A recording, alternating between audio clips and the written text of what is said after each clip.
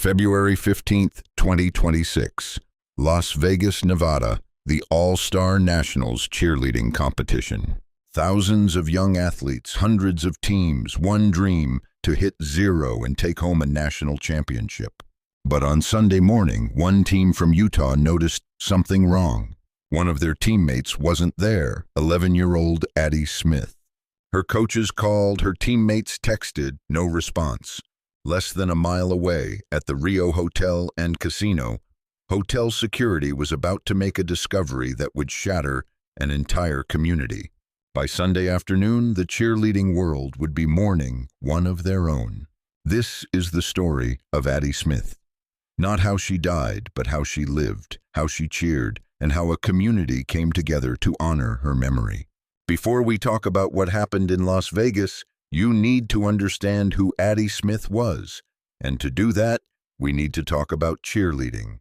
All-star competitive cheerleading isn't what you see at football games. It's a year-round sport. Elite athletes, gymnastics-level tumbling, intricate stunts, synchronized choreography, and competitions that rival any national championship. Addie cheered for Utah Extreme, based in the Salt Lake City area. Before that, she was part of Fusion Cheer, two programs that would become central to her story. She started young, like most competitive cheerleaders do, and according to her coaches, she had something special. Emily Morgan, who owns Utah Fusion All-Stars and coached Addie during her first year, remembered her this way. She would learn her part.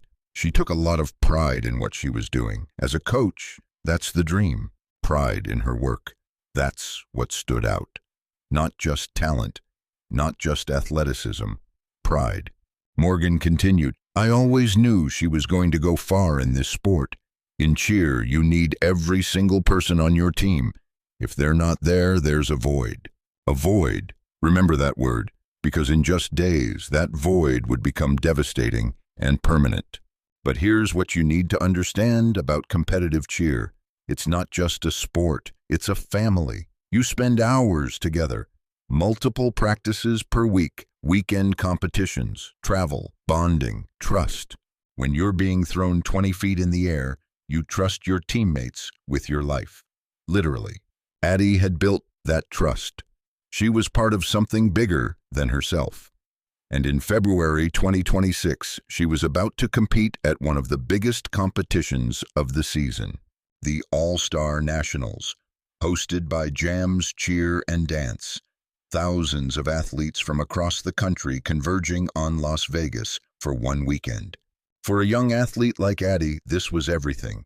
The lights, the stage, the chance to prove yourself alongside your team. The competition ran from Friday, February 14th through Sunday, February 16th. Addie and her mother, Tanya McGee, checked into the Rio Hotel on Saturday.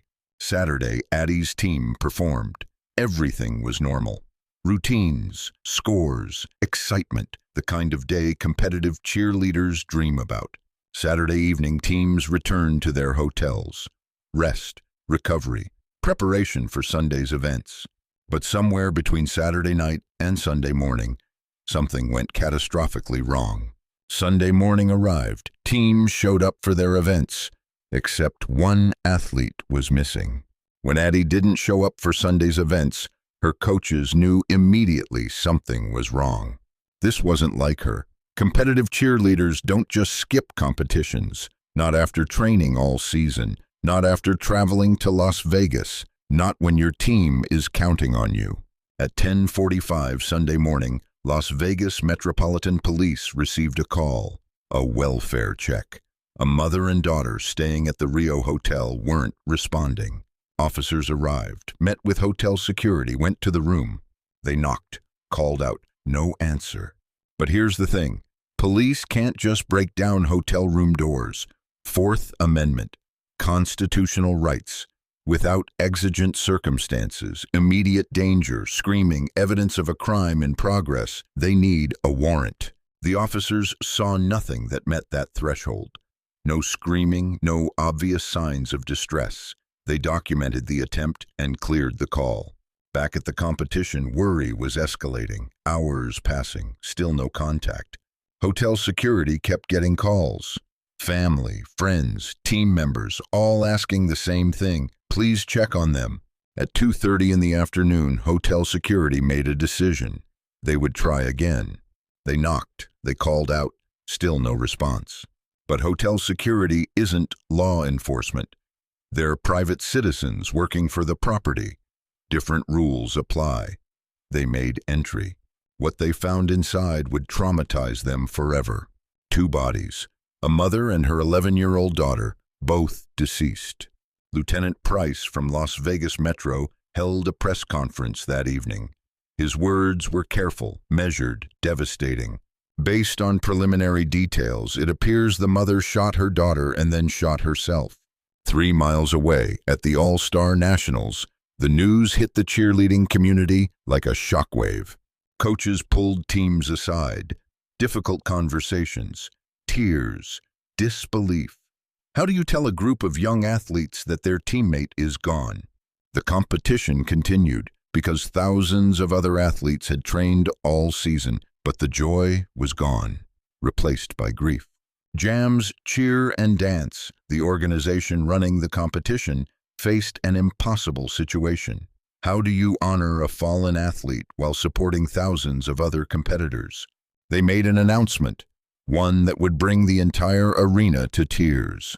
To the entire Utah Extreme and Cheer Fusion program, on behalf of all of us here at Jams, we're going to send Utah Extreme Addie's medal and a national championship jacket. We dedicate our final day of All-Star Nationals to Addie. Thousands of athletes, coaches, parents, strangers who had never met Addie Smith, all united in grief.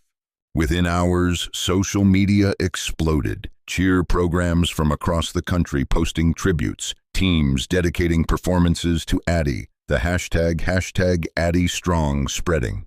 Utah Extreme announced all classes were canceled for the rest of the week. Fusion Cheer did the same.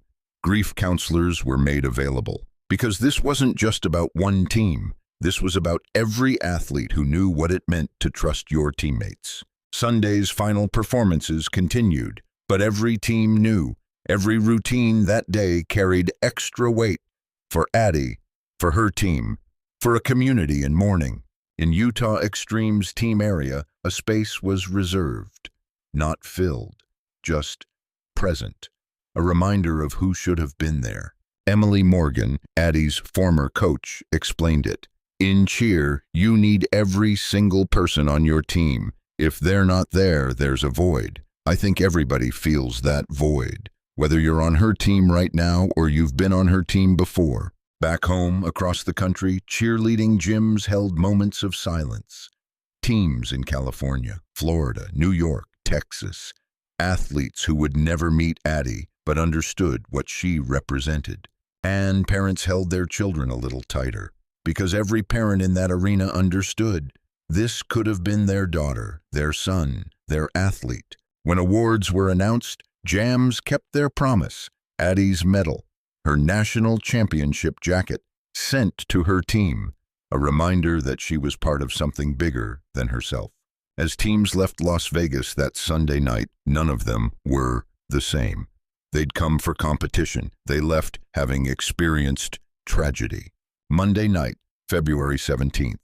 Back in Utah, the cheerleading community gathered again, not for competition, for healing. Fusion Cheer, where Addie started her cheerleading journey, hosted a vigil. Current teammates, former teammates, coaches, parents, strangers, all there for one reason. Young athletes who should have been practicing routines were instead processing grief. Learning that life isn't fair, that tragedy doesn't make sense. Coaches shared memories, not of the tragedy, of Addie's smile when she landed a new skill, her determination during conditioning, the way she encouraged younger athletes. A memorial wall was set up. Athletes wrote messages. "Fly high, Addie. We'll hit 0 for you. You were the best teammate."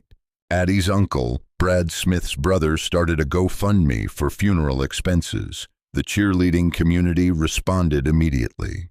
The description read, "My brother Brad is facing an unimaginable loss. after his daughter Addie was tragically taken from our family. This heartbreaking event has left the family in deep shock and grief. Families who had never met the Smiths donated. Because in the cheer community, when tragedy strikes one family, it strikes all families.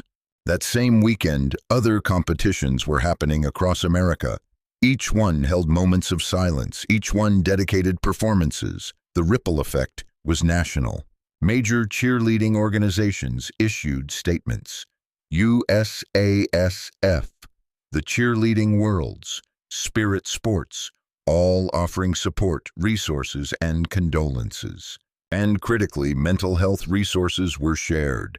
Crisis hotlines, counseling services, suicide prevention information, because if this tragedy could save even one life by encouraging someone to seek help, Addie's death wouldn't be completely in vain. Discussions began about permanent memorials, a scholarship in Addie's name, an annual tribute at competitions, ways to ensure she'd never be forgotten. Athletes made promises to compete in her honor, to hit their routines clean, to remember why they started cheerleading in the first place, for the love of the sport, for the family you build, for athletes like Addie. But beyond the mourning, this tragedy raised urgent questions about youth sports safety, questions that cheerleading organizations are now confronting. When thousands of young athletes travel for competitions, how do we keep them safe? What protocols should be in place? Some programs are now requiring athletes to room together, not with parents. Others are implementing mandatory check-ins, morning, night, making sure every athlete is accounted for. There's also increased focus on mental health awareness, training coaches to recognize warning signs, not just in athletes, but in parents too. Because what many don't realize is that Addie's parents had been in a contentious custody battle for years. Court documents show a decade of conflict. Supervised visits, strict exchange protocols, a child caught in the middle. Research shows children in high-conflict custody situations face increased anxiety, depression, and stress. They become collateral damage in adult conflicts. For many of these kids, sports become their escape. The gym becomes their safe place. Their team becomes their stable family. Which means coaches aren't just teaching skills. They're often the first to notice when something's wrong, when an athlete is struggling, when intervention might be needed. Organizations are now developing training programs, trauma-informed coaching, mental health first aid for coaches, how to have difficult conversations with parents. Competition organizers are reviewing welfare protocols. If an athlete doesn't show up, what's the procedure? How quickly should authorities be contacted? What information should be shared? These are difficult questions with no easy answers. Balancing privacy rights with safety concerns, constitutional protections with child welfare. But the cheerleading community is determined that Addie's death will lead to change. Better protocols, more awareness, lives saved. So let's end where we began, on the mat, because that's where Addie belongs, not in tragedy, in celebration. Addie Smith was a cheerleader, an athlete, a teammate, a daughter, a friend. She took pride in her work. She learned her parts. She was going places. She understood what cheerleading is really about, not just the trophies, the family you build, the trust you create, the people who catch you when you fall. Every competition that happens now, athletes are competing for her. Every routine hit clean, every zero, every championship. Part of it belongs to Addie. Her teammates at Utah Extreme continue, because that's what she would have wanted. They compete, they train, they honor her by loving the sport she loved. That national championship jacket Jams promised, it represents more than competition achievement. It represents a community that takes care of its own, that never forgets. Emily Morgan talked about the void left when a teammate is missing. That void will always be there, but the cheerleading community is filling it with love, with memories, with determination to honor Addie's legacy. Years from now, young cheerleaders will hear Addie's story. They'll understand that cheerleading is more than a sport. It's a family, and families protect each other, support each other, remember each other. Addie Smith, 11 years old, cheerleader, forever part of the team. If you or someone you know is struggling with thoughts of suicide, please reach out. You are not alone.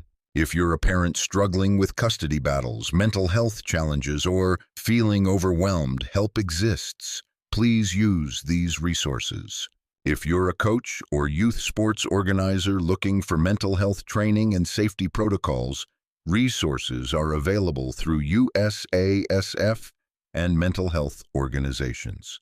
This is Gravel Ghost Basement. We cover cases with respect, depth, and a commitment to honoring victims. Subscribe for more investigative documentaries. Hit the notification bell. And please take care of yourselves and each other. Rest in peace, Addie. The mat will always have a place for you.